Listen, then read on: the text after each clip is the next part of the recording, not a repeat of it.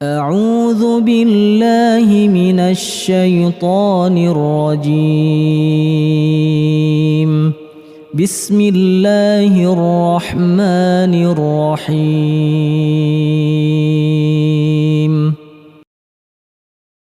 فاذكروني أذكركم واشكروا لي ولا تكفرون. يا أيها الذين آمنوا استعينوا بالصبر والصلاة إن الله مع الصابرين.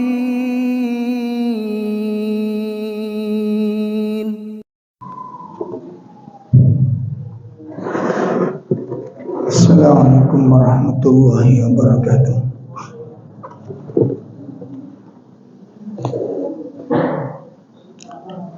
Alhamdulillah,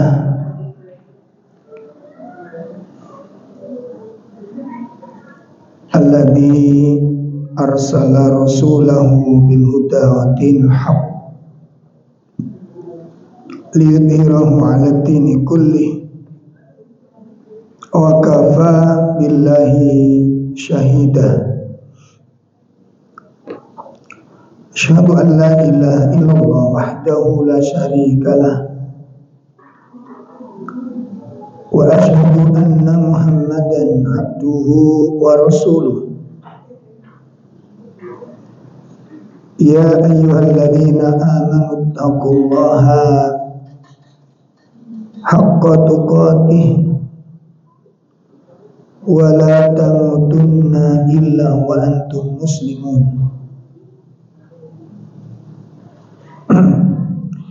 Ya ayyuhalladzina amanu taqullaha wal tanzur nafsum ma qaddamat lighad wattaqullaha innallaha khabirun bima ta'malun. Allahumma salli wa sallim wa barik ala nabiyyina Muhammadin wa ala alihi wa ashabihi wa man tabi'ahum bi ihsanin ila yaumiddin. Amma ba'd. Ikhwatul iman rahimani wa rahimakumullah.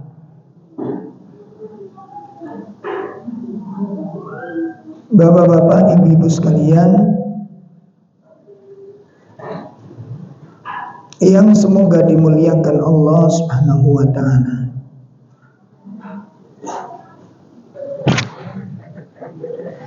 Alhamdulillah, pada pagi ini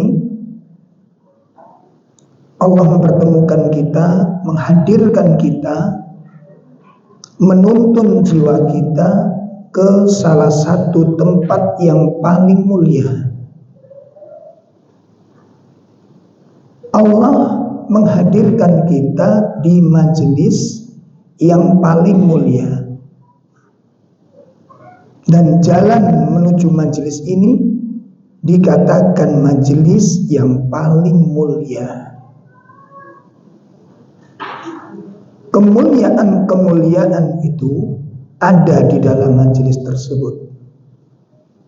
Tempat yang kita tempati termasuk tempat yang paling mulia. Majelis yang kita hadiri termasuk majelis yang paling mulia. Jalan yang kita lewati merupakan jalan yang paling mulia. Kenapa demikian? Pertama, tempat. Tempat yang paling mulia di muka bumi apa? Tempat yang paling mulia di muka bumi yang paling mulia apa? Masjid. Kenapa? Li'annal masjidah baitun min buyutillah. Suatu rumah dari rumah-rumahnya Allah. suatu rumah dari rumah-rumahnya Allah.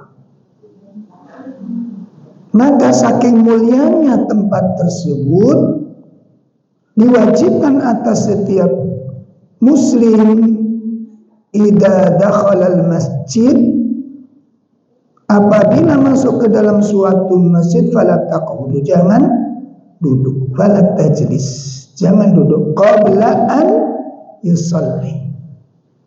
Saking mulianya tempat ini, tidak diperkenankan seorang muslim masuk ke dalamnya kecuali dia harus sholat 2 rakaat.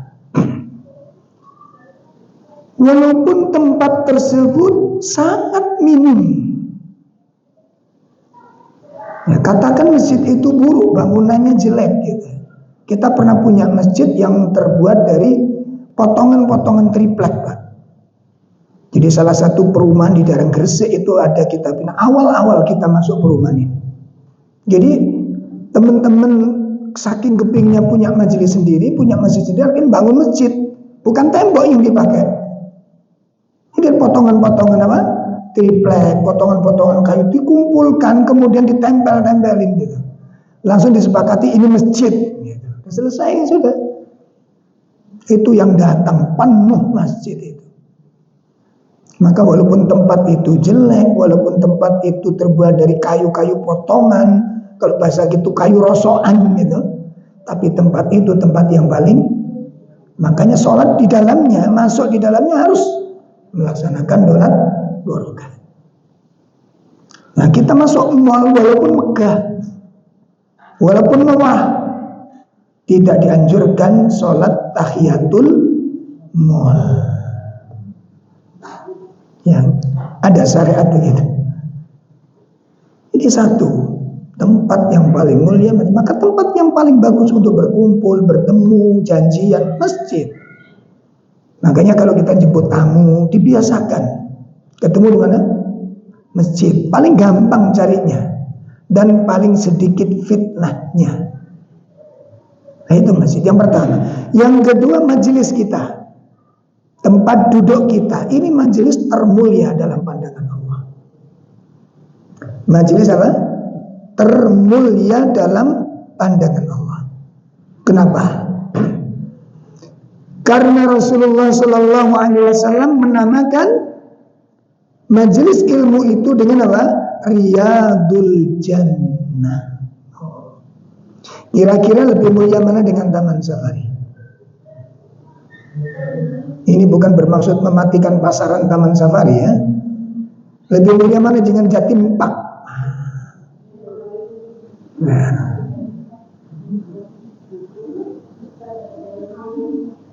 Dah ya. Nggak usah dilaporin gini, dilaporin ya.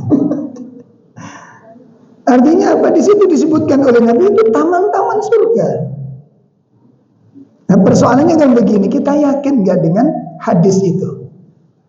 Di mana Nabi SAW mengatakan, "Idza marartum bi riyadil jannah farta'u." Ya, jika kamu melewati taman-taman surga, maka farta'u, singgahlah kamu di dalamnya, bergabunglah di sana. Duduklah di situ, mampirlah ke sana, bermajelis dengannya. Ya farta'u. Maka para sahabat menjawab, wa ma riyadul jannah. Wahai Rasul, apa yang dimaksud dengan taman-taman surga itu? Ya, apa yang dimaksud dengan taman-taman surga tersebut? Beliau mengatakan hilakud dzikr. Hilakud dzikr. Ya, halaqah zikir. Halaqah itu pertemuan-pertemuan, kelompok-kelompok dalam rangka az-zikr. Ini nanti bisa dimanfaatkan jadi dalil ini. Apa? Majelis zikir. Ini disebutkan. Maka para ulama menjelaskan halaqah zikir itu yang dimaksud apa? Seperti yang dikatakan oleh Imam Hasan Al-Basri. Yang dikatakan halaqah dzikr itu adalah halaqah, di situ yang disebutkan tentang ada perintah, ada larangan. menjelaskan tentang halal dan haram, ya, menjelaskan tentang hukum-hukum, kaifiatus sholat, kaifiatus siyam, kaifiatul wudu, manasikul haji. Itu yang disebut dengan majelis zikir dalam pandangan para ulama. Ini. Kemudian perjalanan menuju majelis itu merupakan jalan termulia. Ketika bapak ibu berangkat dari rumahnya, dia tinggalkan kegiatannya, dia tinggalkan kesibukannya, pikirannya, misinya, dalam benaknya yang dipikir majelis ilmu. Aku meninggalkan kegiatan ini, ingin mendatangi suatu majelis. Aku ingin berjalan di satu majelis. Ilmu yang dicari, ilmu yang diinginkan, ilmu yang digambar, ilmu yang diharapkan. Lalu Nabi menyebutkan dalam sebuah hadisnya, man salaka tariqan yaltamisu fihi ilman sahalallah tariqan ilal jannah. Ya, tidaklah suatu kaum menempuh suatu jalan dalam rangka untuk mencari ilmu. Man salaka tariqan yaltamisu fil ilmi sahalallah tariqan ilal jannah. Allah akan mudahkan jalan menuju surga. Ya, Allah mudahkan jalan menuju surga. Maka inilah Bapak Ibu sekalian yang dimuliakan Allah, alasan dasar-dasar di mana seorang muslim jangan gampang-gampang meninggalkan majelis ilmu. Mari kita simak nasihat-nasihat dari para ulama berkaitan dengan masalah ini. Kita simak nasihat-nasihat para ulama berkaitan dengan masalah tersebut.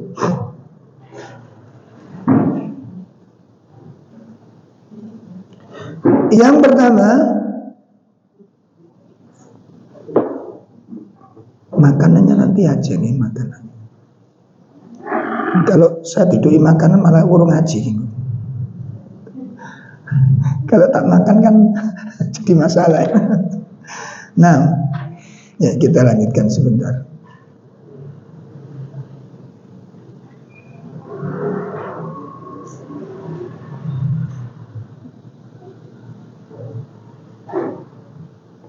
Kita simak nasihat pertama dari Imam Abdullah bin Mubarak. Ya. Beliau mengatakan ajibtu liman lam yatlubul ilm. Aku heran. Ya, liman kepada mereka, dengan mereka lam yatlubul ilm, yang enggak mau mencari ilmu. Aku heran dengan mereka yang tidak mau menuntut ilmu. Kaifa tad'u nafsa, bagaimana mungkin jiwanya bisa diajak ya ilal mukarramah, menuju kemuliaan. Bagaimana mungkin jiwanya bisa mengajak kepada kebaikan, sementara dirinya tidak berkenan menuju tempat-tempat kebaikan. Enggan. Makanya peringatan dari para ulama ini, kalau memang ada kesempatan, ada peluang, lalu ada majelis ilmu, jangan sampai kita tinggalkan. Ya, jangan sampai kita tinggalkan yang tidak ada alasan syar'inya, nggak ada udzur syar'i. Kata mereka, jangan sampai kamu tinggalkan majelis ilmu. Ya, di situ banyak dampak buruknya. Apa dampak buruknya? Pertama, itu bentuk dari istihanah. Istihanah ini kenapa? Meremehkan. Ya, makanya ibu-ibu yang adakan kajian-kajian mungkin tahsin, nggak usah melihat jumlah. Ada 4 orang mau belajar, hadir. Ada 2 orang mau belajar, hadiri. Hatta wahid. Bu, saya mau belajar, cuma nggak ada temannya. Berangkat. Nah, gitu loh. Kita jangan lihat cuma, tapi ngelihat kemuliaan majelis itu. Masih ingat hadis-hadis yang berkaitan dengan majelis Al-Quran?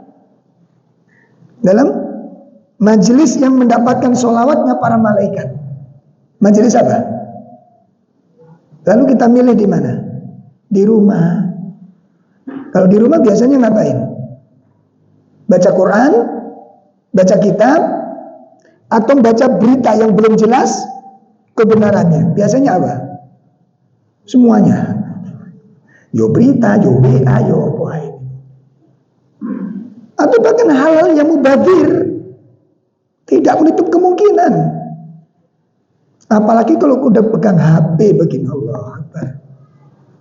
Allah Akbar sudah. Lalu majelis Quran diremehkan, majelis Quran disepelekan. Ini bentuk dari sikap yang tidak patut sebagai seorang mukmin itu. Enggak patut dikatakan mukmin. Ya, yang kedua apa? Itu indikasi istikbar, kesombongan. Bagaimana tidak Al-Quran diremehkan? Makanya dikatakan oleh Imam Mubarak tadi seperti itu. Yang kedua kita lihat Imam Ibnu Qayyim. Nasihat dari Imam Ibnu Qayyim.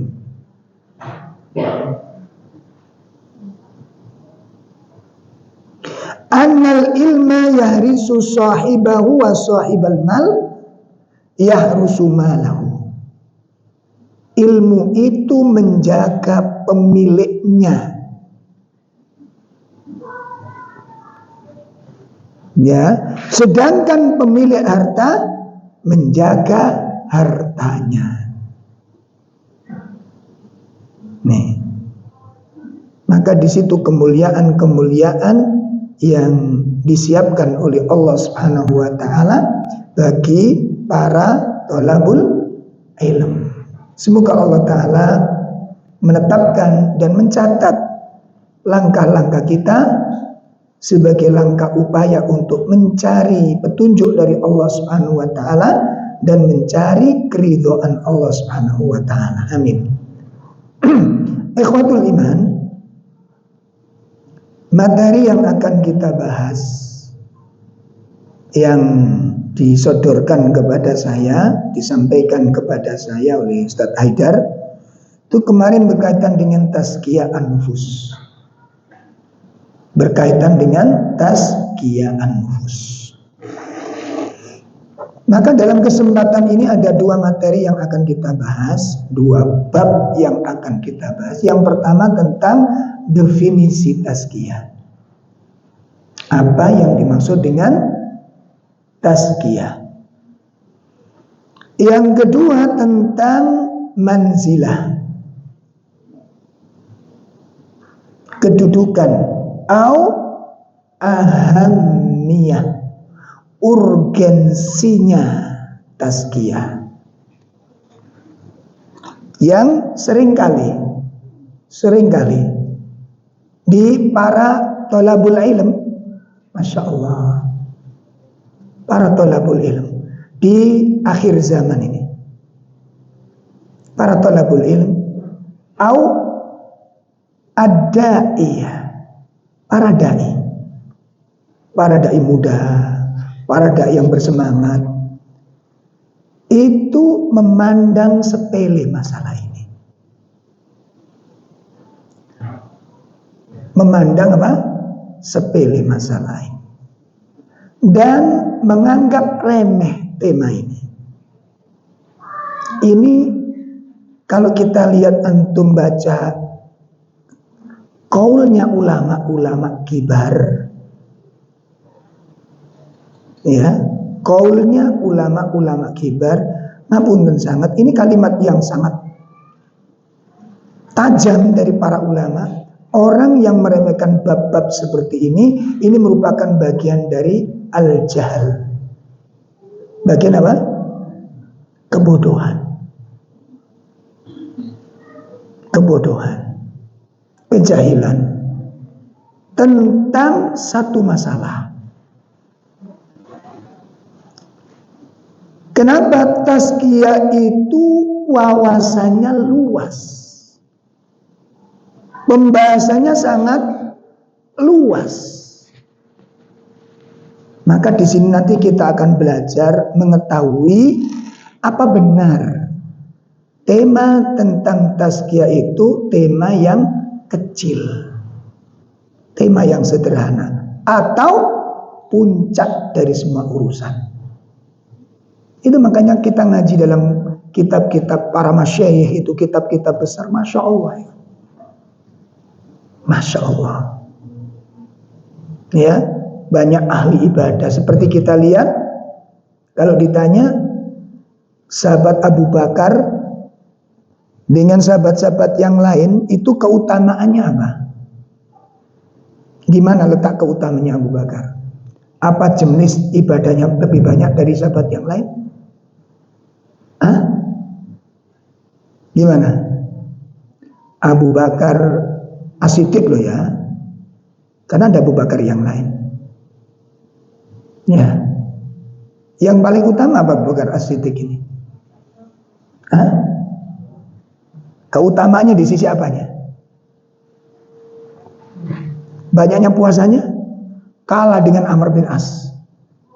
Banyaknya baca Qur'annya kalah dengan Amr bin As. Sholat malamnya kalah dengan Amr bin As.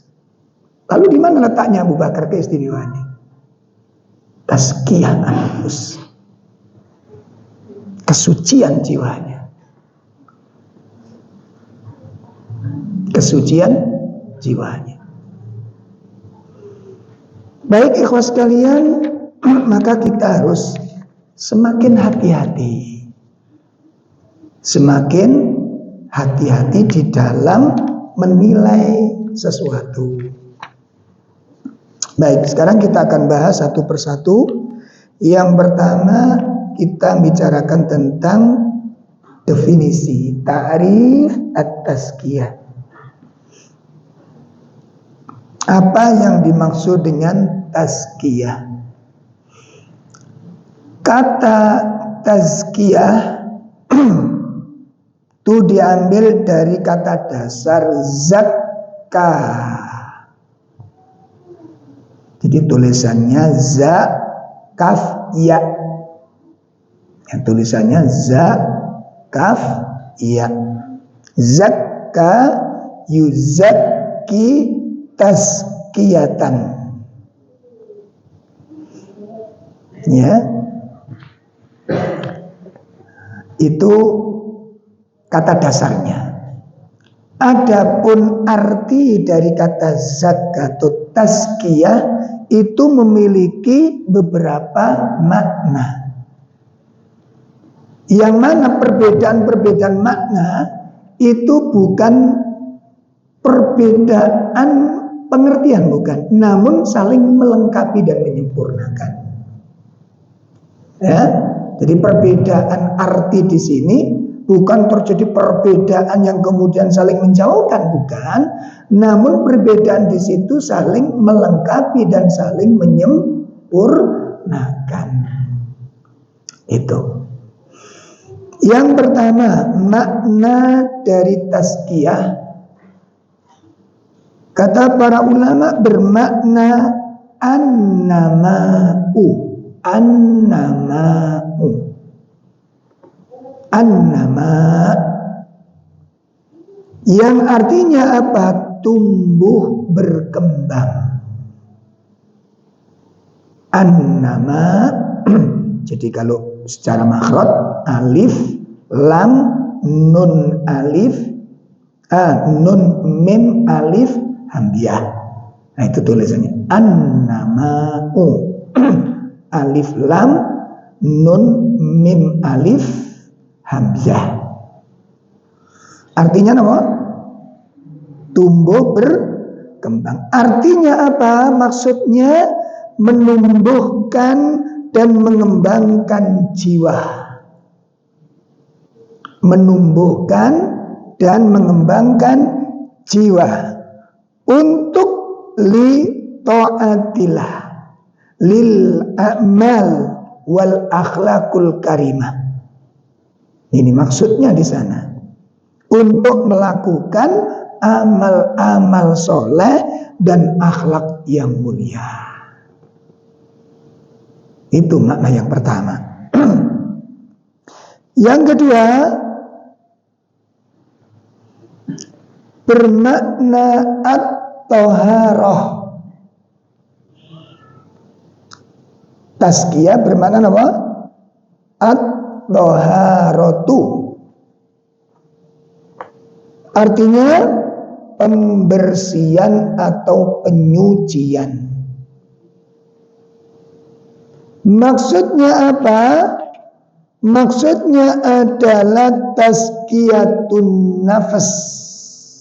Tuh, menyucikan jiwa min akhlak wasifatur radi'ah. Mensucikan, membersihkan jiwa dari akhlak dan sifat-sifat yang buruk.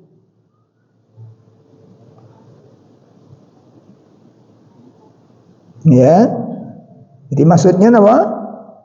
Mensucikan dan membersihkan apa? Jiwa dari akhlak dan sifat-sifat yang buruk. Wa yuzakkihi, dan membersihkannya, mensucikannya, mimma, dari perkara-perkara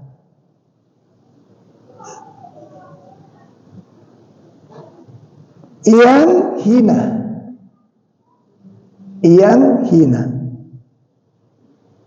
wal a'malul khati'ah, dan amal-amal yang buruk. Tuh, mensucikan jiwa dan akhlak dari mensucikan jiwa dari akhlak dan sifat-sifat yang buruk, mensucikannya dari perkara-perkara yang hina dan amalan-amalan yang buruk. Persoalannya kita yang sudah ngaji ini apa sudah terbebas dari sifat-sifat yang buruk? Pertanyaannya, apakah kita yang sudah ngaji ini sudah betul-betul terbebas? Sudah betul-betul terbebas dari sifat-sifat yang tercela?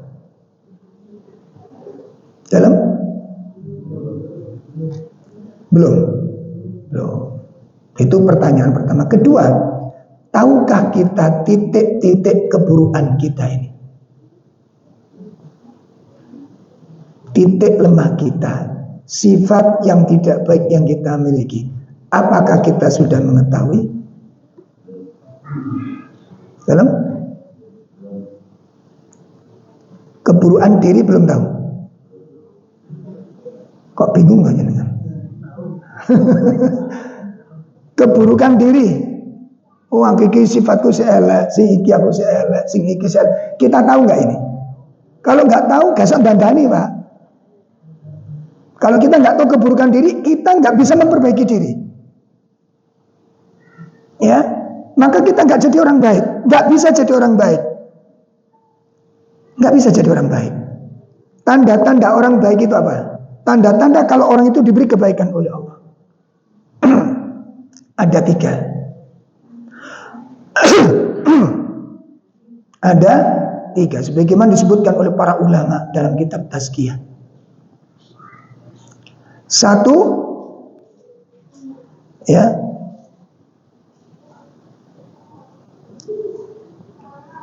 yang pertama, tanda orang itu diberi kebaikan oleh Allah adalah fikhan fiddin, Orang itu diberi pemahaman terhadap agama. Orang itu diberi apa? Pemahaman kepada, senang dengan ilmu, belajar, terus mengkaji, itu ciri-ciri sampai dia paham. Fikhan, ya, fikhan itu pemahaman. Pemahaman itu beda dengan pengetahuan. Tahu belum tentu paham. Seperti suami tahu kalau istrinya repot, ngerti, tahu, tapi belum tentu paham. Jadi kan paham, nopo mboten paham. Ayo bapak-bapak, istri kita punya anak kecil, anak kita 4, cilik-cilik kabeh. Nah esok niku ruwet ning belakang nih. Istri itu harus masak, harus ngerambut anak-anak, mempersiapkan sekolah, harus cuci piring, nyiapkan cuci baju, terus jenengan nyekel HP.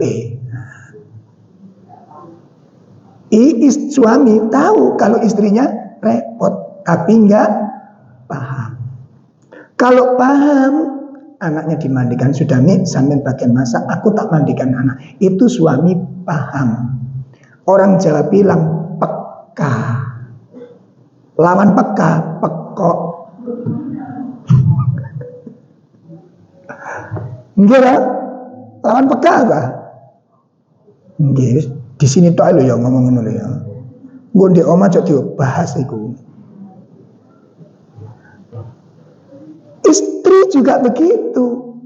Istri yang paham, suami datang itu ditunggui. Oh, ini musim panas, siapkan minum. Itu bukan ngombe ayah. Tanya, ya Allah. Kalau paham kan gak begitu. Paham itu, yang dimaksud paham itu apa? Ketika melihat satu soal, itu dilempar ke dia. Aku harus bagaimana? Gitu loh, paham itu.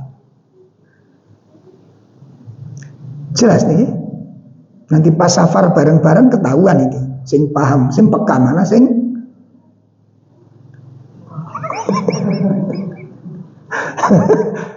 Kati ngomong kok ora penak. Ada teman-teman kadang-kadang itu punya bawa anak banyak gitu kan, anaknya 5 ikut semua, terus dia bawa rangsel gendong anak. Ya sampean paham kan, gak usah nanya. Mas, tasnya saya bawa. Itu namanya peka. Nek rumah tangga iku koyo ngono Mas, luar biasa. Luar biasa. Karena saling itu konsep sakinah. Konsep sakinah. Saling memahami. Oh, suamiku itu begini. Aku tuh nggak boleh begini. Soalnya suamiku nggak suka begini loh, gitu loh.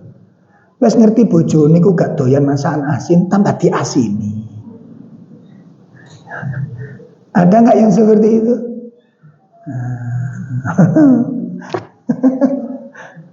Ibu-ibu kalau masak itu ketika nyicipi masakan itu sesuai dengan selera lidahnya ibu-ibu atau suami?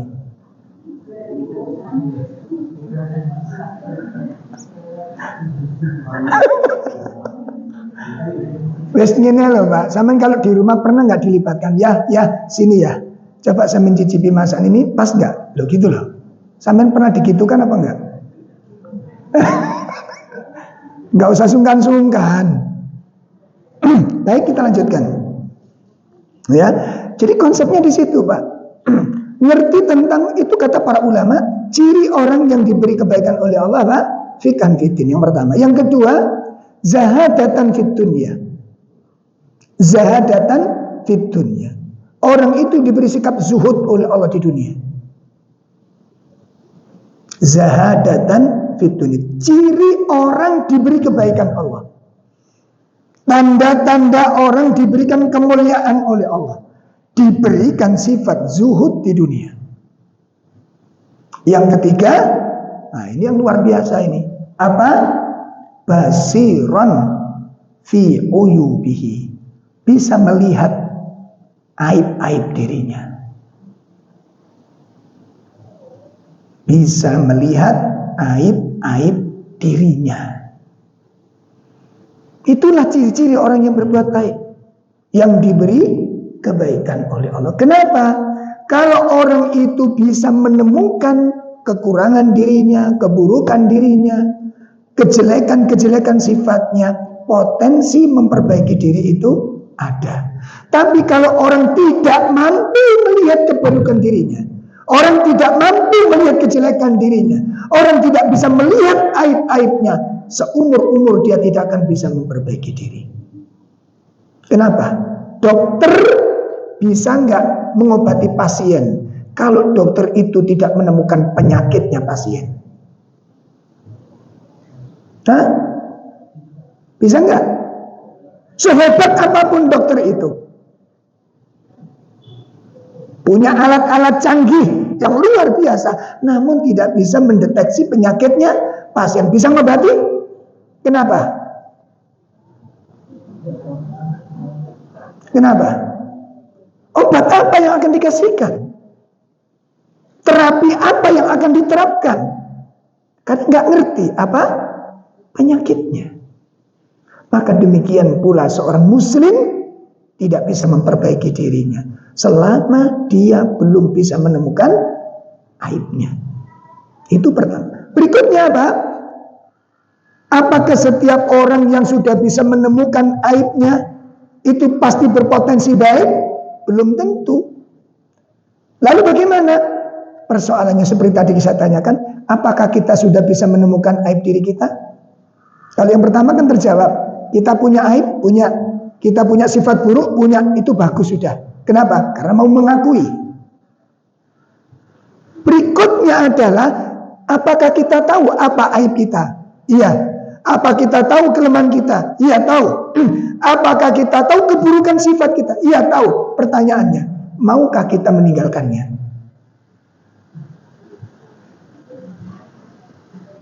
Maukah kita meninggalkannya?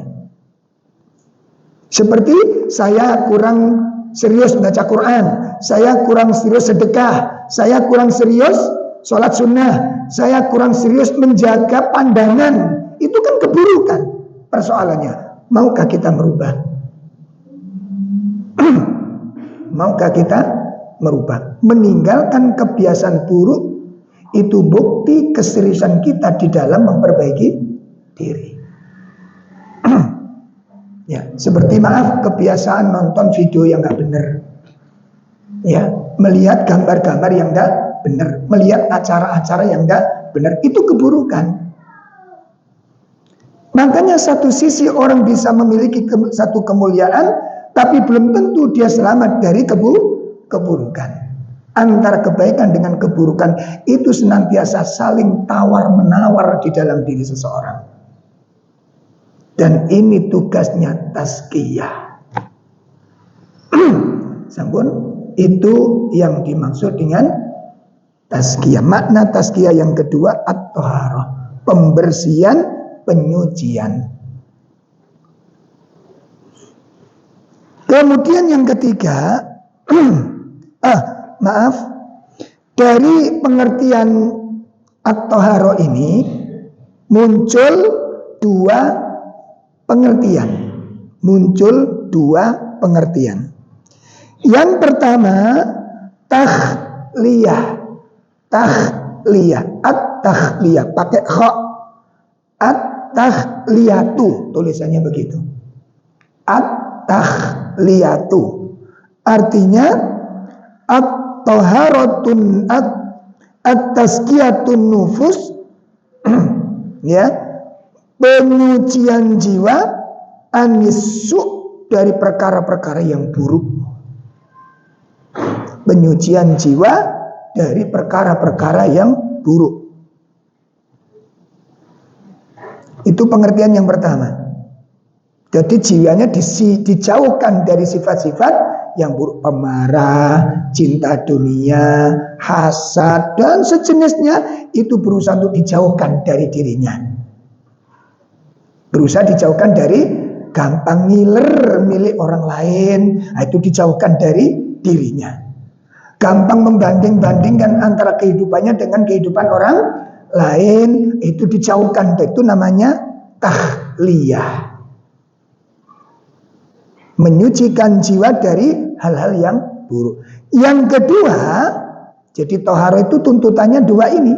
Yang pertama, membersihkan, mensucikan, menjauhkan dirinya dari hal-hal yang buruk. Itu tuntutan yang pertama.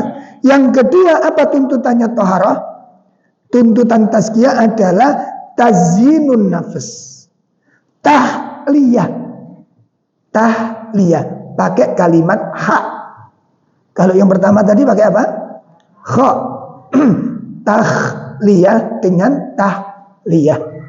Jadi kalau tahliyah mensucikan jiwa dari yang buruk, kalau tahliyah adalah menghiasi jiwa. Menghiasi jiwa, memperindah jiwa bil akhlaqil hasanah, dengan akhlak-akhlak yang baik, wal a'malus sholihah, dengan amal-amal yang soleh. Nah, jadi tuntutannya pinten? Kalau kita ingin berjalan menuju kesucian jiwa, konsekuensi ini pinten? Wonten kalih, ada dua. Ya, tuntutannya ada dua. Tuntutan yang pertama apa? Mensucikan jiwa dari sifat-sifat yang tidak baik, dari kebiasaan-kebiasaan yang tidak baik, itu dikaji ulang. Makanya tadi pagi kita tekankan kepada jamaah manajemen waktu. Urip iki kudu ditoto aja sampai marat-marit. Hidup ini perlu ditata. Cek gak marat-marit. Perlu di manajemen. Punya komitmen. Pagi saya tidak akan baca WA sebelum baca Quran. Bisa nggak itu diterapkan? Wong tangi turu durung dikir tangi kuwi lho. Wis dikir WA. Bisa terjadi? Bisa terjadi? Kan kita pasang alarm biasanya. Kring dibuka jam 2. Kok akeh WA? Buka WA itu padahal belum doa bangun tidur. Bisa terjadi? Siapa pelakunya?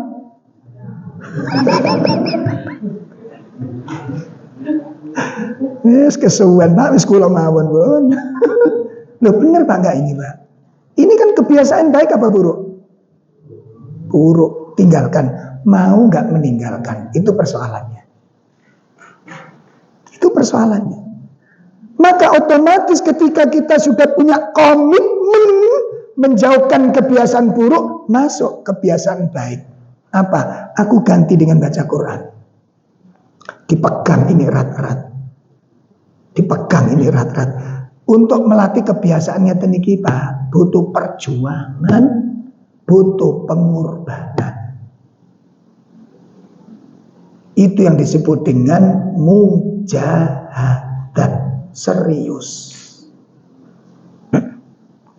Sajane gampang, WA tinggalan Quran jupuken mari pisan. Kok cik angele? Saya sudah jatuh cinta Ustaz dengan WA ini. Coba bayangin, WA begitu penting. Kadang-kadang WA itu kan nggak semuanya manfaat. Gimana? Ono grup-grup sing tukang nge-share itu isu wis nge-share awake jalan-jalan di selfie, di share ning grup, lur mlaku-mlaku lur. Pernah baca WA begitu enggak? Oh sering, alhamdulillah. Berarti saya kan enggak memfitnah no? Lur mlaku-mlaku esuk lur, jake sehat lur. Aja turu wae lur. Kita baca. Menteni WA yang lain. Mlaku-mlang nanti cak. Nang kene, aku saiki ning kene. Jagongan wis. Betul? Kita sudah membentuk majelis jarak jauh. Gitu? Sudah ngerumpi. Satu WA kita baca 2 WA kita baca, 3 WA kita, itu dalam satu grup, Pak. Quran 1 ayat pun belum dilafadzkan, gak izin kira-kira kelompok sampai ini. Tak malu, tak merasa salah juga, dan tak ingin berubah. Lalu mengatakan saya soleh, lalu berpendapat saya orang beriman. Apakah ini benar? Atau angan-angan kosong yang disuntikkan oleh setan ke dalam pikiran kita, yang disebut dengan al-amani, angan-angan kosong. Merasa jadi orang soleh tapi jauh dengan amal-amal soleh.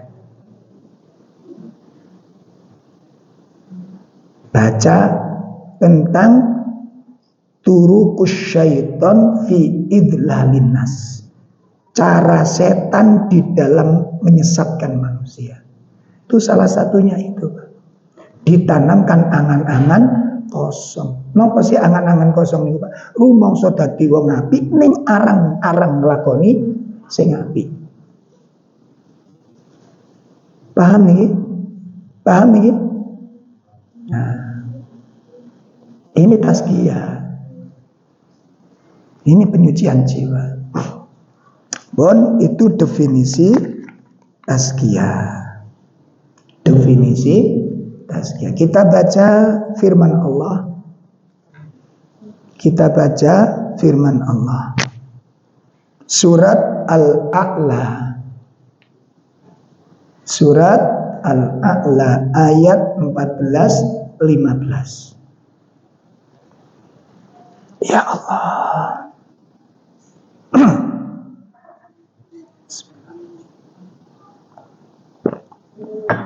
Sudah ketemu? A'udzu billahi minasy syaithanir rajim. Qad aflaha man tazakka wa dzakara isma rabbih fasalla. Iya, ada terjemah? Monggo Bapak-bapak. Sebelum didahului ibu-ibu.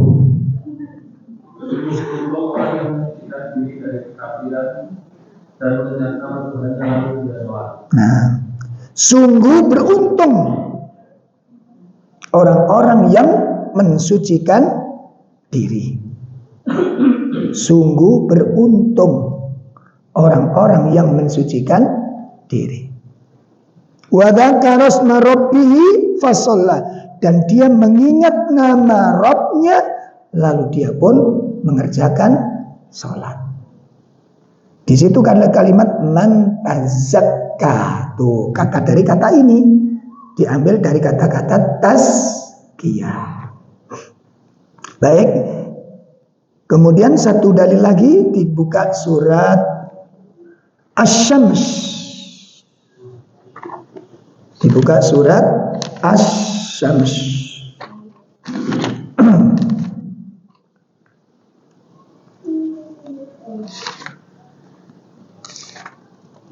Ayat 8 sampai ayat 10. Fa'alhamaha fujuraha wa taqwaha qad aflaha man zakkaha wa qad khaba man dassaha. Nah, monggo. Lalu dia mengilhamkan padanya jalan kejahatan dan ketakwaannya. Sungguh beruntung orang yang menyucikan jiwa itu, dan sungguh rugi orang yang mengotorinya. Perhatikan dengan baik nih kita. Ayat ini sering kita baca. Ayat 8 mengatakan apa? Allah ilhamkan kepada jiwa manusia 2 potensi. Allah ilhamkan kepada jiwa manusia 2 potensi. Pertama, fujur. Potensi berbuat buruk. Yang kedua, takwa, potensi berbuat baik. Berarti pada setiap jiwa orang itu ada dua potensi. Di dalam diri setiap orang itu sudah ada dua benih. Ya, pada jiwa kita semuanya ada dua benih itu. Yang satu benih tentang apa? Benih untuk tumbuhnya keburukan ada di dalam diri kita ini. Melalui syahwat, melalui nafsu, yang nanti nafsu syahwat itu memunculkan iradah, keinginan-keinginan. Enggak teliti nih Pak, teliti pas nyambungnya dengan kehidupan kita ini. Itu nanti dijelaskan di dalam kitab Ad-Da'wah. Rinci luar biasa. Asale teko ngendi? Asale teko nglutus. Makanya ibu nggak usah demo. Lapo sih wong jalan-jalannya gak oleh. Yang penting kan atine. Mosok jalan-jalan tok ae dilarang. Kok ci adile? Wong gak lapo-lapo wong delok-delok tok. Kuwabe ku zina itu dari mana? Delok tok. Loh, bener apa enggak? Asalnya dari mana? Delok tok. Sampeyan delok apa ya? Delok apa sih gak oleh ya? Delok tok ae gak oleh. Delok niku mukaddimah.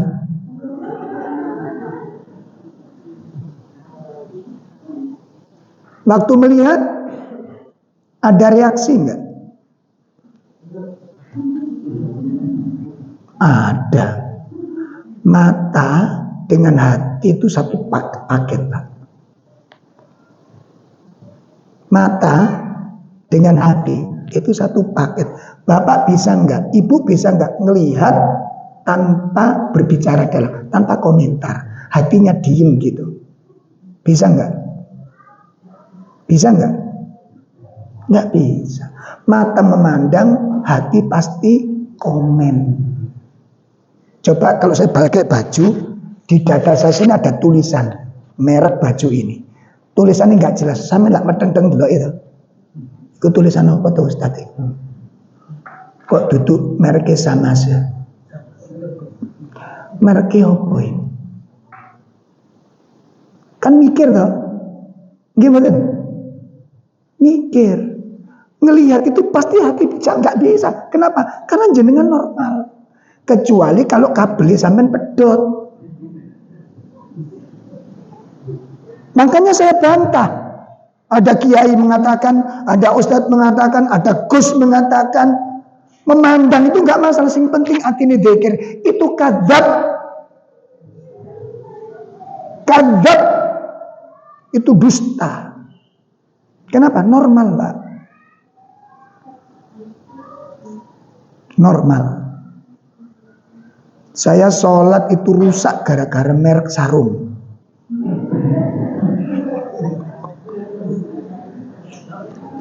Saya sholat, di belakang saya kelihatan sarung kan tulisan itu. Bukan. Wadimor kan sudah masyhur ya, sudah masyhur. Wadimor, gajah duduk, tekek longgo, ini habis masyhur itu kan. Atlas, mangga, gajah duduk, masyhur. Ini mereknya lain. Mana? Mereknya lain. Kecubung.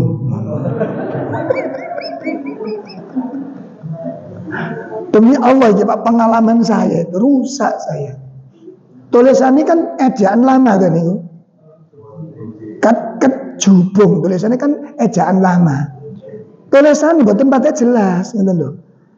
Jadi saya sholat baik malam ini, iki mereknya apa tuh jadi? Enggak, itu saya, enggak tahu sampean. Kali itu saya. Rusak saya gara-gara ini. Kecubung, apa kecubung? Belum wadah Pak Mbon begini. Gak terkenal, koyoke murah ini. Wis gak punya tafsir macam-macam. Kalau wadimor, oh wadimor. oh gajah duduk, oh mangga, oh atas, wis masyhur. Kecubung, kok gak tahu kepethuk, muingkir nih. Bayangan saya karena tidak masyhur kemungkinan murah. Pun berjalanlah waktu, kurang lebih 1-2 bulan, istri saya cerita, aku kemarin waktu membelikan anak-anak pakaian tuh, aku ndelok sarung bagus kalem, terus apa jenenge warnanya itu juga api, kainnya juga bagus, mau tak belikan jenengan. Jadi apa mik mereka kecupung, langsung eling Mbak. Oh wingi ku sini kayak piro, tibake piro, sing paling elek ku 500. Oh berarti sarung larang, ngono kali ya Mbak. Oh larang termasuk. Qadarullah, jarak beberapa waktu setelah istri saya cerita, sholat kepethuk kecubungan ya. Ya Allah, ya iku nangis. Sholat kepethuk kok gawe kecubung, langsung pikiran langsung iki larang. Ayo, kalian jenengan jadi saya pikirannya sama apa enggak? Hah? Nggo endi mripat delok ati gak komen iku nggo endi aku pengin ro. Kecuali kabele pedot. Sama dengan panjenengan ndelok wong wedok. Sampeyan lapor ndelok wong wedok, ndelok tok mah, ndelok tok. Sing penting atiku. Iku ilmune kucing, Mbak. Saya berani berkata begitu dan saya katakan kalau ada Gus, Pak Yai, Ustadz, ulama bilang begitu itu kadzab. Ya, kadzab, bertentangan dengan ilmu syar'i, bertentangan dengan ilmu psikologis, bertentangan dengan ilmu biologis.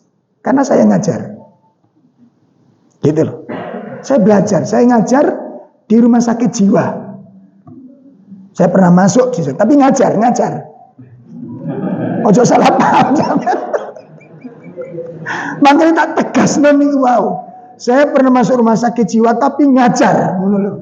Enggak nang sampean salah tafsir innalillahi wa inna ilaihi raji'un. Jadi Ustaz Tro pernah gila ya ngono.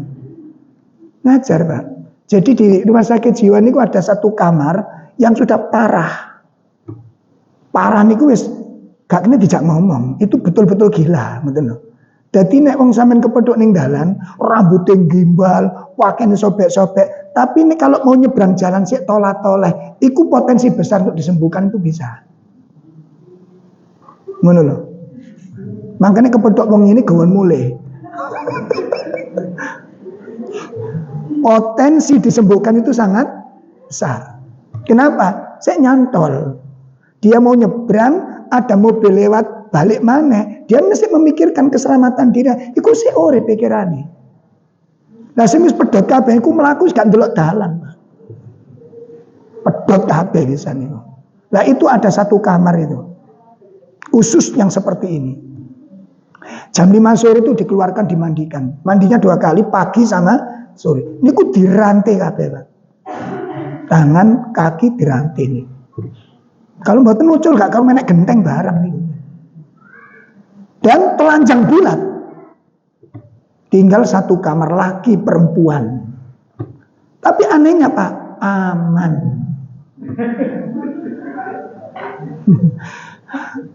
Walaupun yang perempuan cantik, aman dia. Karena kumpul sama orang yang kabelnya sudah pedot kabel. Wis gak duwe selera, wis gak ono selera. Itu percaya saya, gitu loh. Tapi nek normal, meripat delok, ati mesti komentar. Gak bisa enggak. Paham ini? Coba sambil lihat saya. Nah, lah nyantol gak sih dengan kusik waras berarti sampai. Nek sampean aku tak puter gini tak puter jenengan kok nah itu segera apa? Periksakan.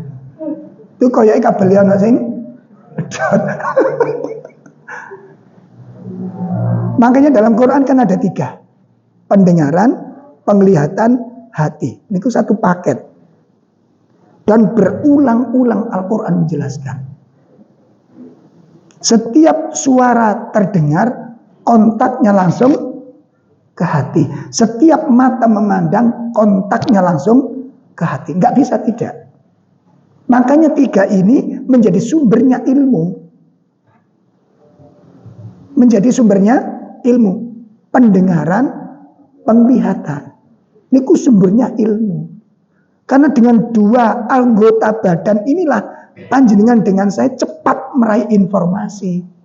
Makanya wong tuli gandengane bisu. Kenapa? Gak iso menangkap bahasa. Pun jelas nih.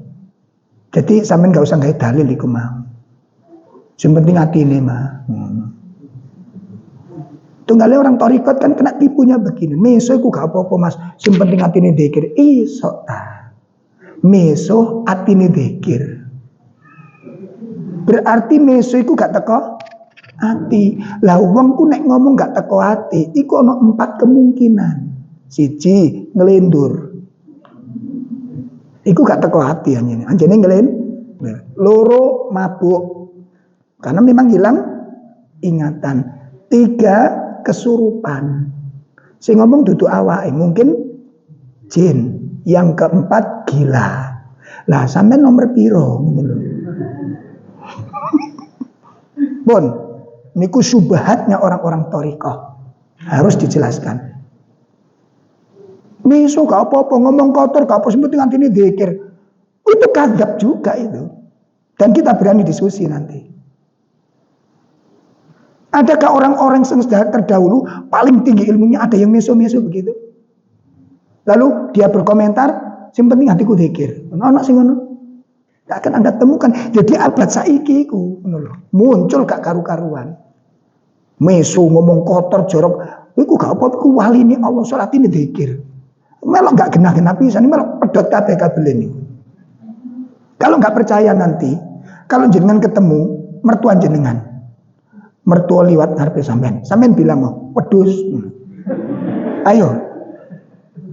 Pedus. Enggak takon, ngomong apa boleh? Mboten Pak, ati kula jenengan iku malaikat.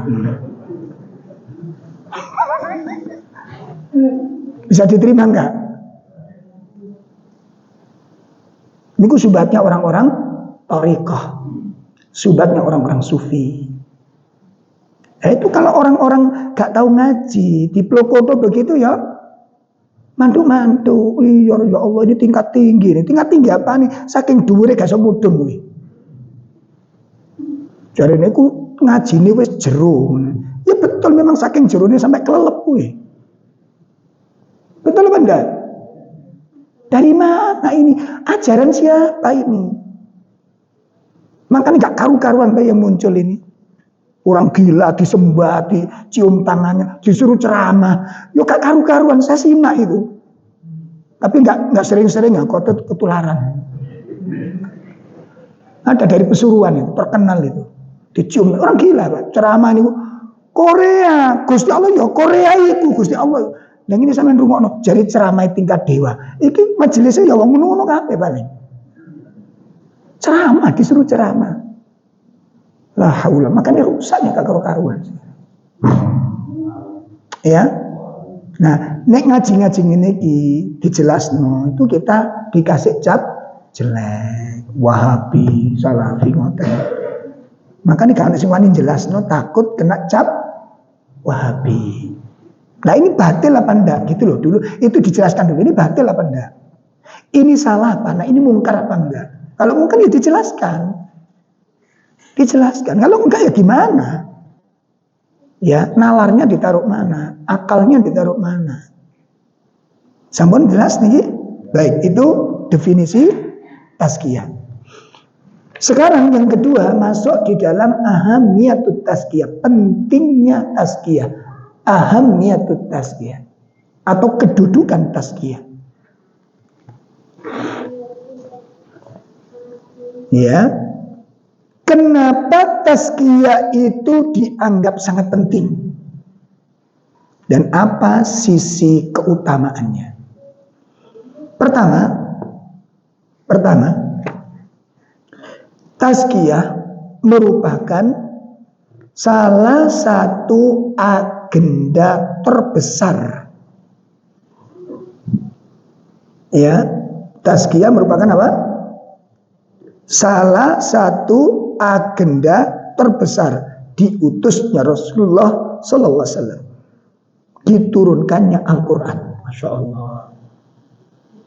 Ini salah satu agenda, salah satu tujuan Rasul diutus, Al-Quran diturunkan. Itu tujuannya Pak, untuk mensucikan jiwa kita ini. Allah berfirman kita lihat di dua ayat. Kita lihat di dua ayat. Ya, pertama kita buka surat Al-Imran ayat 164.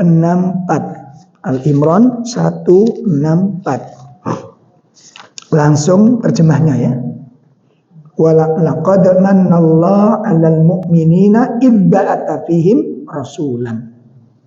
Surat 3 ayat ini 164. Silakan. Sungguh Allah benar-benar telah memberi karunia kepada orang-orang mukmin ketika Dia mengutus di tengah-tengah mereka seorang Rasul Muhammad dari kalangan mereka sendiri yang membacakan kepada mereka ayat-ayatnya, mendidikan jiwa mereka dan mengajarkan kepada mereka kitab suci Al-Quran. Dan sesungguhnya mereka itu benar-benar dalam kesesatan. Masya Allah, ini sungguh Allah telah memberikan apa? Karunia. Sungguh Allah telah memberikan apa? Karunia kepada orang-orang yang beriman. Apa bentuk karunianya? Ada dua. Satu, diutusnya Rasul. Yang kedua, diturunkannya Al-Quran.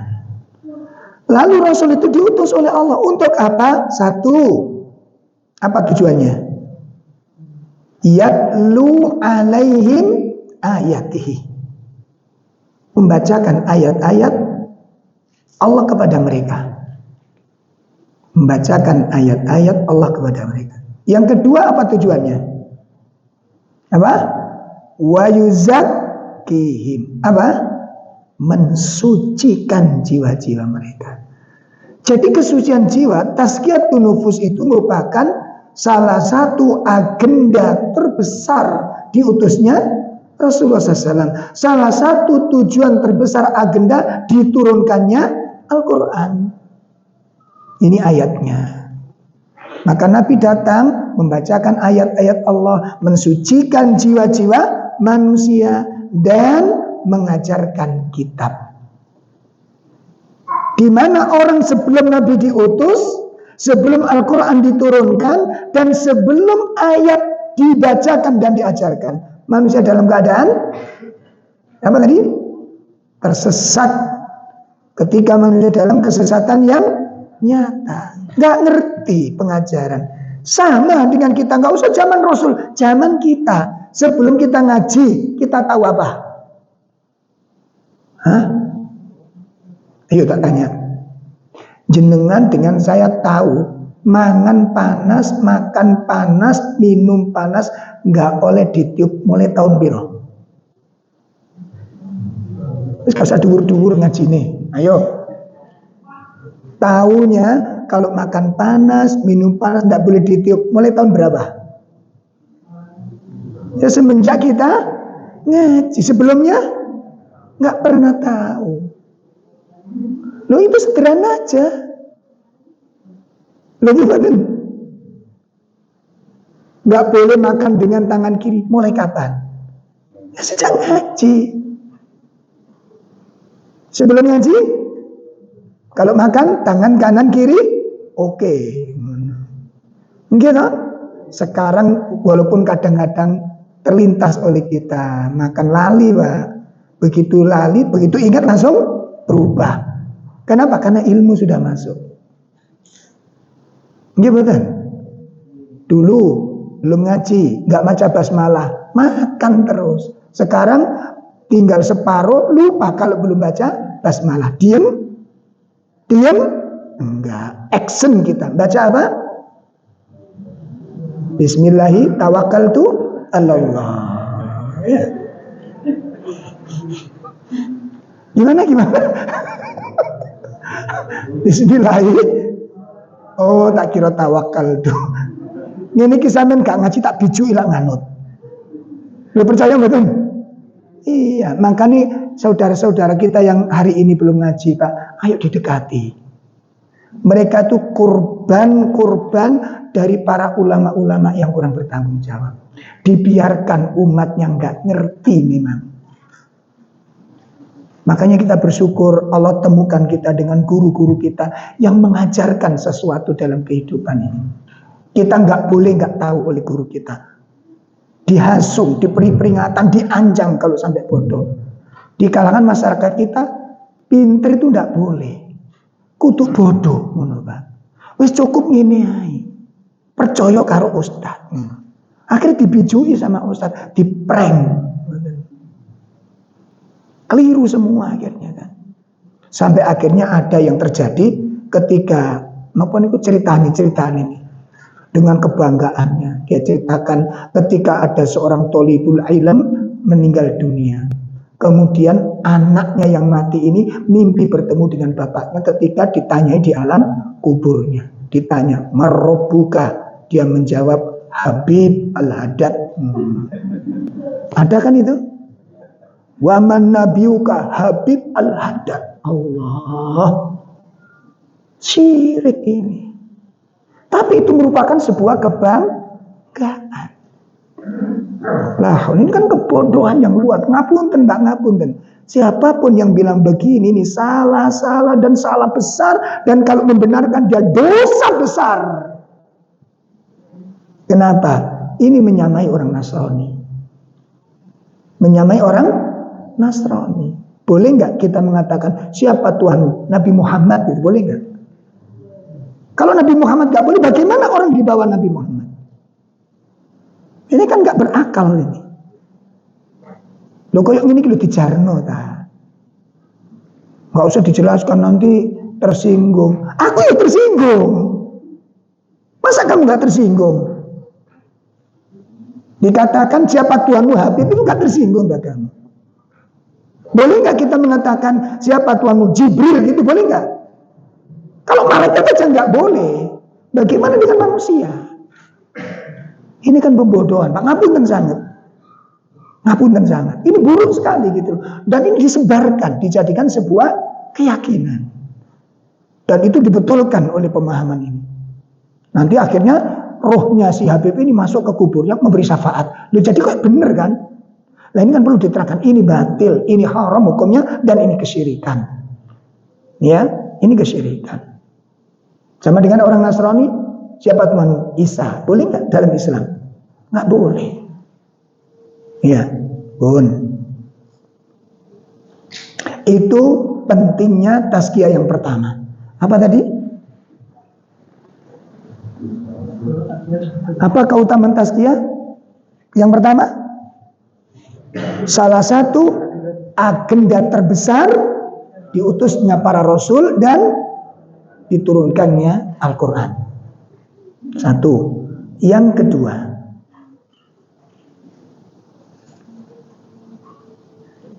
kedua, kenapa harus ada tazkiyah dan kenapa tazkiyah itu dianggap penting? Sebab li'annal qalba malikun. Hati itu ibarat raja. Nah, hati itu ibarat raja. Kama qala Abu Hurairah radhiyallahu anhu, sebagaimana yang diucapkan oleh sahabat Abu Hurairah. Sebagaimana dikatakan oleh sahabat Abu Hurairah. Qal, berkata Abu Hurairah, al-qalbu malikun. Hati itu raja. Hati itu raja. Wal a'da'u, dan anggota-anggota badan, junuduhu, itu pasukannya, tentara-tentaranya. Mata itu tentaranya, mulut itu tentaranya, tangan itu tentaranya. Fa in tabal malik tabat junuduhu. Ya, apabila rajanya baik, maka pasukannya pun akan baik. Nah, ini bantahan syubhat dari sebagian para thariqah yang menyimpang dan para ahli tasawuf yang menyimpang. Ini bantahannya. Kalau hatinya baik, pasti pasukannya juga akan baik. Wa in habutha al-malik, apabila rajanya jelek, rusak, khabusat junuduhu, maka pasukannya pun akan jelek, akan rusak. Kenapa? Pemimpin yang jelek tidak mungkin menyuruh yang baik. Laras, hati yang baik gak mungkin menyuruh yang hati yang baik gak mungkin menyuruh yang jelek. Kata jelek itu berasal dari hati yang jelek. Coba, bapak ibu pernah tengkar gak suami istri? Pernah gak? Oh sering, Masya Allah. Itu menjaga istiqomah namanya. Kalau perlu dirutinkan Mbak ya, seminggu 3 kali.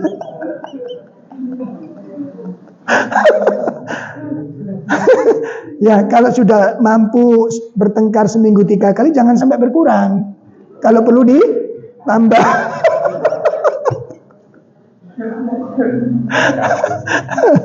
Bun, coba sekarang kita berpikir sejenak.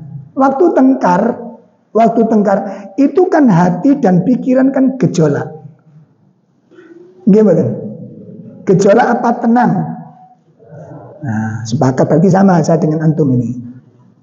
Gejolak. Pada saat gejolak, pikiran, hati itu kan berkecamuk ngomong apa ya? Betul begitu? Dorongan untuk ngomong itu kuat sekali. Rasakan kalau waktu tengkar itu, waktu marah itu. Pasangan kita ngomong yang enggak. Di sini kan meredam.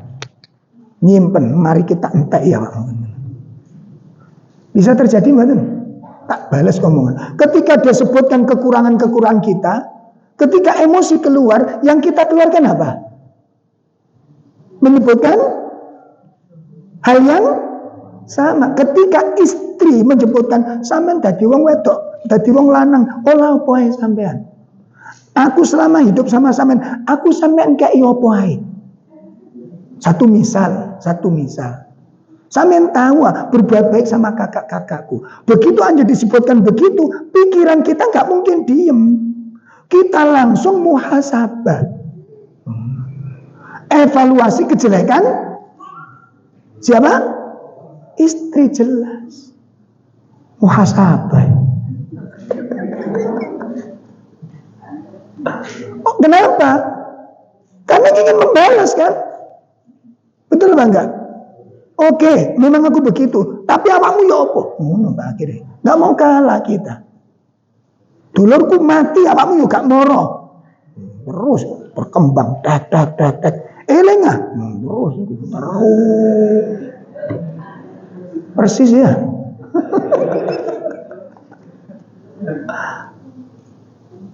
Makanya standar ilmu nanti ke situ. Ketika bapak marah, ibu marah, ketika tengkar masih keluar kata yang tidak baik, itu indikasi ilmu sampean durung mlebu nang ati. Bisa meneling-elingi. Itu indikasi ilmu yang Anda kaji, akidah yang Anda sudah tamat kitabnya itu belum nyentuh ke hati. Sebab ilmu kalau sudah nyentuh ke hati, hatimu dikendalikan oleh ilmu. Sehingga kata-kata jelek nggak mungkin keluar dari lisan Anda dan saya. Karena kita tahu dalil melarang ngomong jelek. Betul? Betul? Al-Quran melarang ngomong jelek. Hadis melarang ngomong jelek. Tapi kok kita keluar kata-kata jelek? Ini perintah dari siapa? Ojo nyalano setan disik.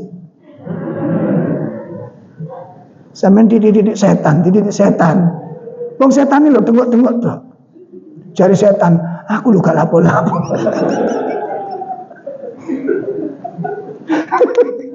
Aku mana jadi setan. Kan kita kebiasaan Bapak ini Pak. Gak tahajud cari gangguan setan. Gak mau Quran, HP duduk setan. Iya enggak? Ayo ditoto Pak, ditata ini. Itu indikasi kuat ilmu belum menyentuh ke dalam hati. Ngomong kotor, istri dikatakan jelek, suami dikatakan jelek, enggak bagus. Quran tidak ada yang menyuruh demikian. Ngomong-ngomong kasar, mencela, menghujat, itu sudah bukan wilayahnya orang-orang taklim. Bukan wilayah orang-orang taklim. Bukan akhlaknya para salaf. Para salaf itu kalau kecewa, kalimat thayyibah yang keluar. Doa-doa kebaikan yang keluar. Antum baca kitab Suwar min Hayatit Tabi'in. Antum baca kitab Aina Nahnu min Akhlaqis Salaf. Ketika mereka kecewa dengan temannya, apa yang keluar? Ya akhi rahimakallah. Hai saudaraku, semoga Allah merahmatimu. Iku muring-muringnya wong salaf. Mirip kita ya. Bu, nek sampean kecewa mbek bojo sampean, yang ngono sing metu yang ngono ta. Abi rahimakallah. Ayah,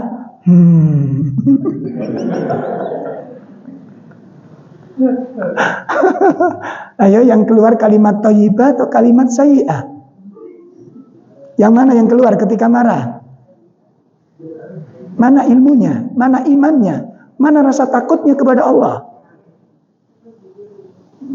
Mana penghormatannya kepada Allah? Mana rasa segannya kepada Allah?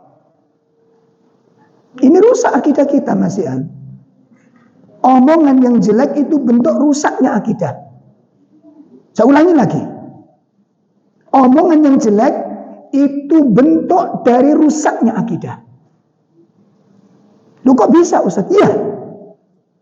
Coba kalau antum tengkar, kemudian ada Ustaz datang. Masih teriak-teriak? Masih ngomong jelek? Masih ngomong kasar? Kenapa? Kenapa? Karena ada Ustaz. Segan. Gitu. Segan badan. Segan dengan Ustaz. Karena segan dengan Ustaz, gak mau memperdengarkan suara yang jelek di hadapan Ustaz. Tadi kok teriak-teriak gimana? Karena belum Ustaz datang. Ustaz belum datang. Tadi kok mencaci maki, istri suami saling mencaci, kenapa? Kan Ustaz belum datang. Suaramu ketika mencaci didengar oleh Allah enggak? Didengar enggak? Enggak segan. Itu rusaknya akidah. Berarti kita lebih segan dengan lebih segan dengan manusia. Ustaz disegani, dimuliakan. Allah, mana akidahnya? Pun jelas nih. Nanti malam kalau praktek tengkar nggak boleh teriak-teriak lagi. Perlu dipraktekkan. Loh bener Pak ini? Dibuka surat Al-Baqarah ayat 165.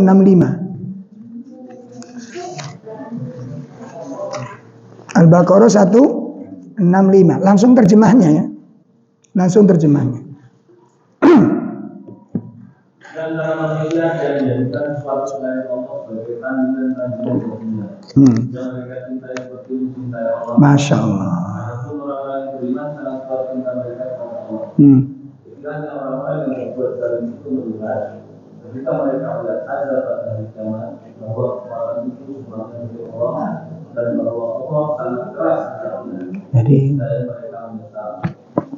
makanya orang-orang musyrik itu lebih memuliakan makhluk-makhluk daripada memuliakan Allah. Lebih mengagungkan selain Allah daripada mengagungkan Allah. Ini perbuatan siapa? Perbuatan siapa? Perbuatan musyrik. Lebih mengagungkan makhluk, lebih memuliakan makhluk, lebih takzim kepada makhluk, lebih segan dengan makhluk. Allah enggak disegani. Perbuatan apa ini? Ustaz disegani, Allah enggak disegani. Perbuatan apa ini? Itu rusaknya akidah. Makanya orang-orang yang berakidah benar, tengkar tetap tengkar, tapi tetap berada di atas bahasa kesopanan.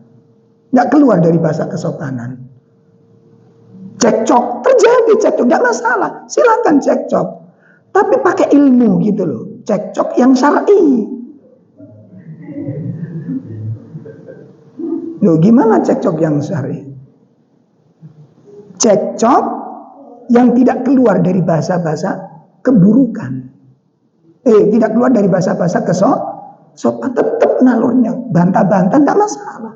Allah perintahkan berbantah, debat dengan orang kafir. Apa kata Allah? Wajadilhum billati hiya ahsan. Debatlah orang kafir itu dengan cara yang ini dengan orang kafir, ini dengan suami, ini dengan istri. Kok keluar kata yang cemongan, celoan begitu? Dari mana keimanan ini berada? Sampun paham nih Pak? Tolong nih dipahami betul, kan itu buahnya ilmu. Sehingga disitulah nanti orang-orang di sekitar kita, keluarga kita, istri kita, anak kita, itu bangga dengan kita orang-orang berilmu ini. Saya bangga dengan ibu ngaji, abi ngaji. Dengan abi ngaji itu sopan kata-katanya ke Umi. Umi sopan, walaupun tengkar. Anak nggak ngelihat ini serem gitu loh. Dan jangan sampai keluar kata-kata yang didengar oleh anak-anak. Jelas nih? Nek kurang jelas tukaran aja. Wong wis ahli Quran, ahli hadis tengkar kok teriak-teriak ndak kam cacian, cemoohan, gebrak-gebrak meja. Iki debt collector atau gimana ini? Paham ini, Pak? Nah, ini buah dari Al-Quran dan itu buahnya akidah yang baik. Tidak patut Pak begitu. Perbedaan, kecewa itu manusiawi. Mangkel itu nggak dilarang. Marah, boleh apa enggak? Marah, boleh apa enggak? Boleh, dengan catatan ojo turuti karepe marah. Kepingin banting-banting, kepingin jotos-jotos, kepingin ngepruk-ngepruk. Ini apa ini? Dikendalikan. Makanya kan Nabi mengatakan la tahudab, itu artinya bukan jangan marah, tapi jangan turuti kemauan marah. Karena ilmu itu mengendalikan gitu loh.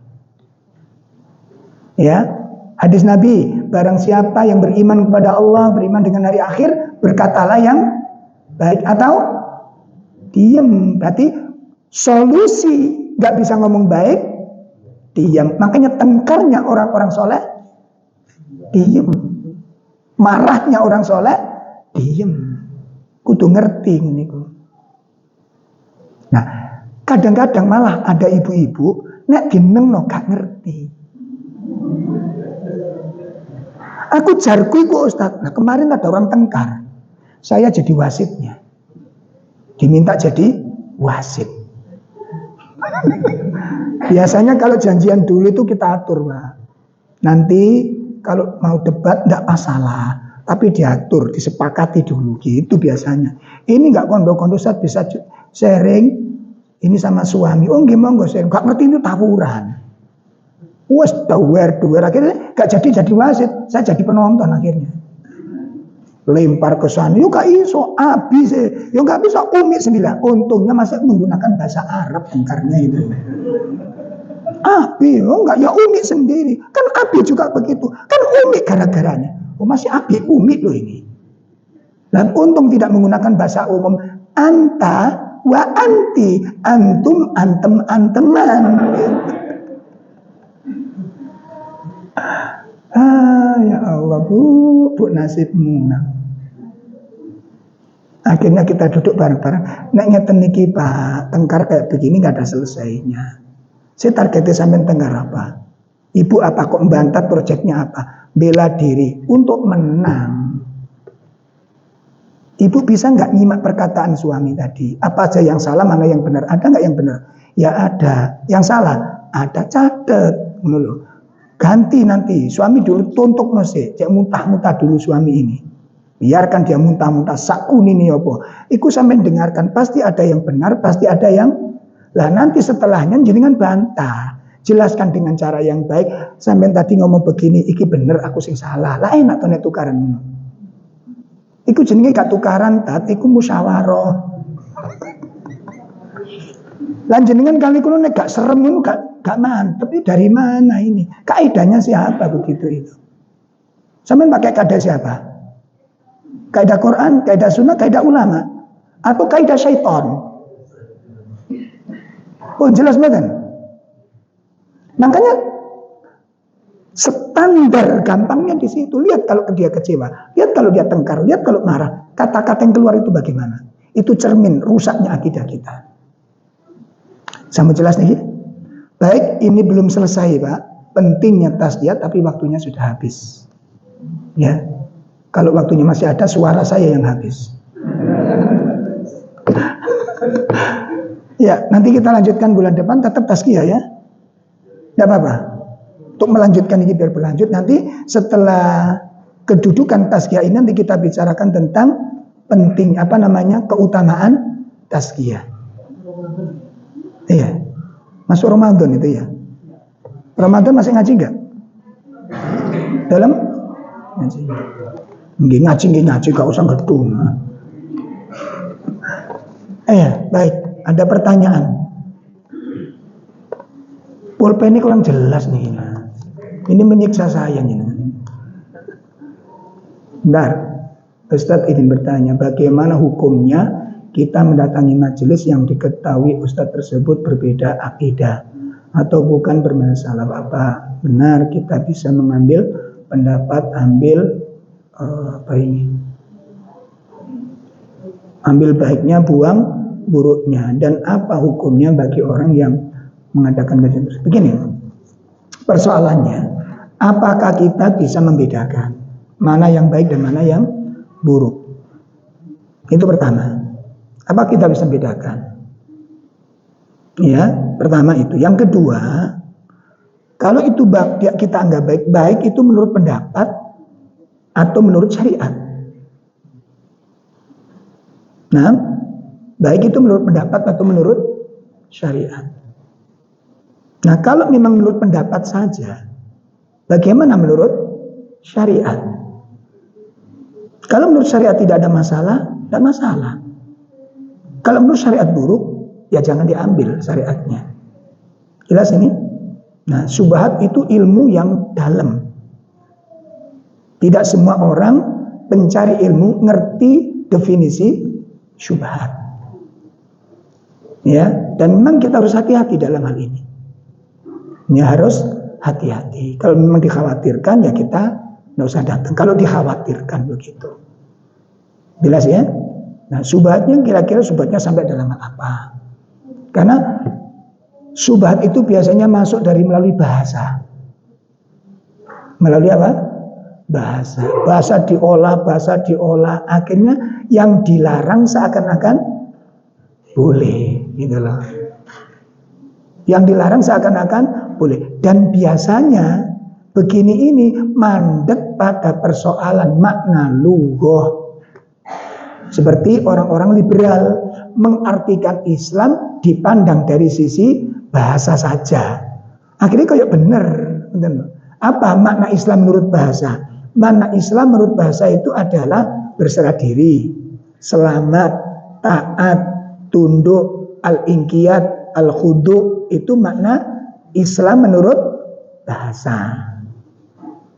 Ya, tunduk, taat, patuh, berserah diri, damai, itu makna Islam menurut bahasa. Nah, kalau menurut bahasa ini diartikan Islam secara mutlak, ya nggak benar. Akhirnya artinya apa? Kalau Islam itu tunduk, patuh, itu dari sisi bahasa. Nanti dibawa ke arah pikiran yang lain apa? Berarti agama yang mengajarkan ketundukan, agama yang mengajarkan kepasrahan, agama yang mengajarkan kepatuhan, berarti agama itu mengajarkan apa? Islam. Karena makna Islam tadi apa? Tunduk, patuh, taat, berserah diri. Itu makna Islam menurut bahasa. Berarti agama yang mengajarkan kepasrahan mengajarkan Islam. Agama yang mengajarkan ketundukan berarti mengajarkan Islam.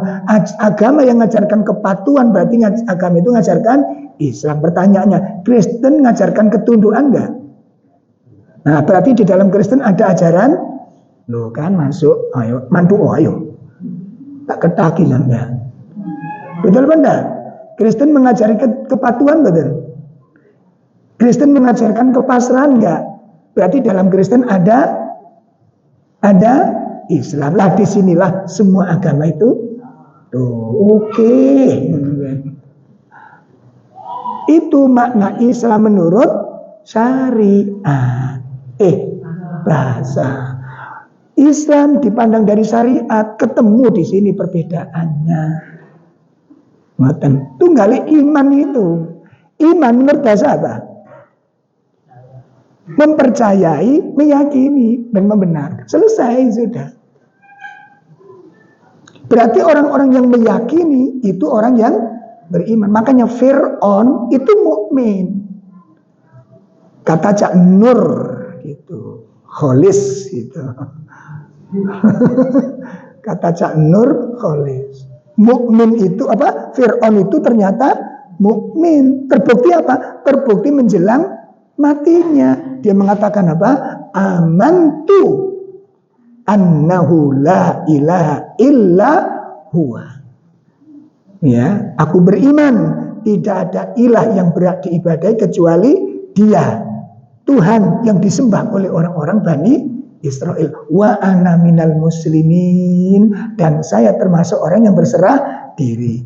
Kalimat ini diambil oleh Cak Nur itu. Nah, inilah yang menunjukkan bahwa Fir'aun itu mukmin. Ayat berikutnya nggak disampaikan. Padahal ayat berikutnya itu membantah. Al-an, baru sekarang kamu mengatakan demikian. Itu membatalkan ucapan Fir'aun, itu nggak disampaikan. Itu ahli liberal, gitu, yang membawa syubhat. Maka demikian pula, ketika ada syubhat yang dikirim ke arah sana, maka itu bahaya. Nah, kalau tidak, artinya dalil diartikan dengan makna yang benar. Tafsirnya jelas, referensinya jelas, qaul ulamanya jelas, derajat hadisnya jelas, syarahnya jelas. Kita nggak boleh nolak. Perbedaan pandang itu nggak mesti harus menjadikan iftiraq, perpecahan, nggak harus. Selama itu ada di atas dalil yang benar. Jelas ini? Jelas ini? Standarnya bukan cerdas, nggak cerdas. Standarnya bukan itu. Standarnya yang dijadikan dalil ini ada referensi yang bisa dipertanggungjawabkan, dah. Gitu loh. Ada apa enggak? Gitu loh. Seperti orang menafsirkan Maulid kemarin, gak karu-karuan, gak karu. Akhirnya koyok-koyok jadi benar. Karena dia menafsirkan dari sisi apa? Bahasa saja. Nah, itu nak ditolak bahasa ya salah sih mengingkari. Masa kita mengingkari kelahiran Rasulullah? Jadi Nabi lahir, aku gak setuju Nabi lahir. Masa ngono? Artinya jadi salah. Itulah disebut dengan apa? Syubhat. Jelas ya? Jadi yang penting dasarnya ada enggak? Dasar ada, ulama kan gini Pak. Ada ikhtilaf muktabar. Perbedaan yang sudah diakui oleh para ulama. Itu namanya ikhtilaf apa? Muktabar. Kalau dalam putaran itu ahli sunnah wajib bertoleransi. Paham ini? Dalam masalah fikih, dalam masalah, dan ulama beda khilaf. Memang khilaf itu muktabar, itu tidak artinya harus dimaklumi seperti itu memang. Nah dalam hal ini kita nggak boleh ngotot, dan ilmunya masih boleh diambil. Tapi kalau hal-hal yang nggak ada dalil, kemudian dicarikan dalil, lah ini yang nggak benar. Sangat dipahami nih? Mudah-mudahan bermanfaat. Jadi perbedaan pendapat itu biasa. Sahabat berbeda pendapat nggak? Perbedaan sahabat ada dalil, masing-masing ada dalil dan bisa dipertanggung. Biasa sudah. Ulama berbeda pendapat nggak? Berbeda. Dalam hal apa? Dalam hal apa? Selama ada dalil yang bisa dipertanggungjawabkan,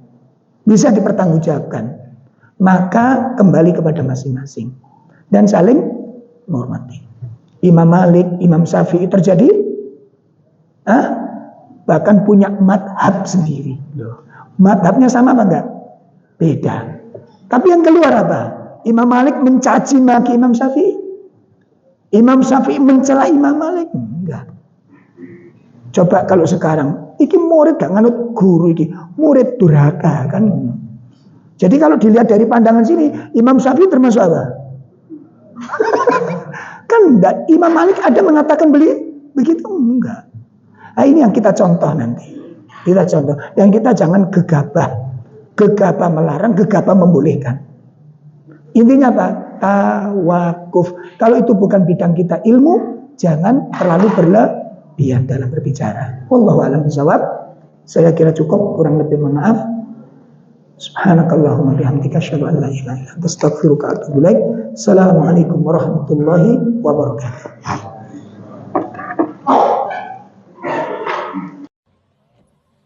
لئن شكرتم لأزيدنكم ولئن كفرتم إن عذابي لشديد